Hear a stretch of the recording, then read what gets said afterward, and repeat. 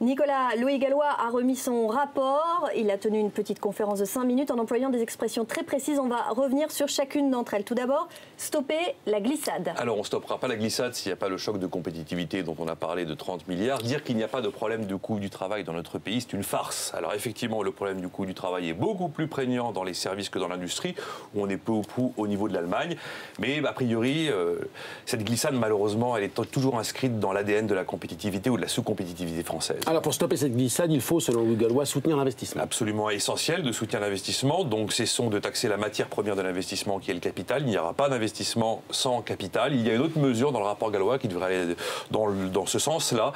L'idée de privilégier l'assurance vie en unité de compte, c'est-à-dire l'assurance vie placée en actions au détriment de l'assurance vie placée en fonds euros qui va directement, elle, au financement des dettes publiques. Alors il y a cette expression clé, choc de confiance. C'est absolument essentiel. Le problème, c'est que pour l'instant, tout ce qui a été fait par le gouvernement, c'est un choc de défiance.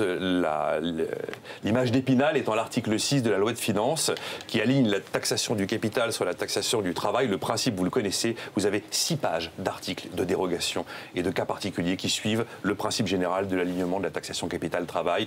Évidemment, ça a créé une défiance profonde entre l'ensemble de l'appareil productif et l'exécutif. Et il y a cette ambition affichée, la reconquête industrielle. Absolument essentielle. 82% de ce que nous exportons, ce sont des biens industriels. Nous avons besoin d'industrie car ce sont nos exportations et nous avons aussi impérativement besoin d'avoir un modèle économique qui permettent encore de donner du travail aux gens qui n'ont que leurs bras à offrir. Il n'y a pas que des ingénieurs et des bac plus 4. On ne pourra pas s'affranchir de l'industrie. Alors il ne faut pas se leurrer, Nicolas, tout cela va passer par un effort collectif. Oui, il y aura bien sûr des hausses d'impôts. Oui, il y aura des transferts de charges. Il faudra forcément appauvrir quelqu'un pour enrichir quelqu'un d'autre. Un jour, on appauvrira peut-être en douceur le consommateur pour enrichir le producteur. Il n'y a pas d'autre solution. Et le tout se fera avec un dialogue social. C'est absolument essentiel. C'est la partie la plus difficile parce que c'est culturel. On n'a pas le système de la cogestion allemande. Là, il y a un énorme travail à mettre en place pour éviter d'avoir systématiquement le gentil syndicat et le méchant patron. Ça va être très difficile. L'une des mesures proposées, elle n'est pas nouvelle. On verra si elle voit le jour.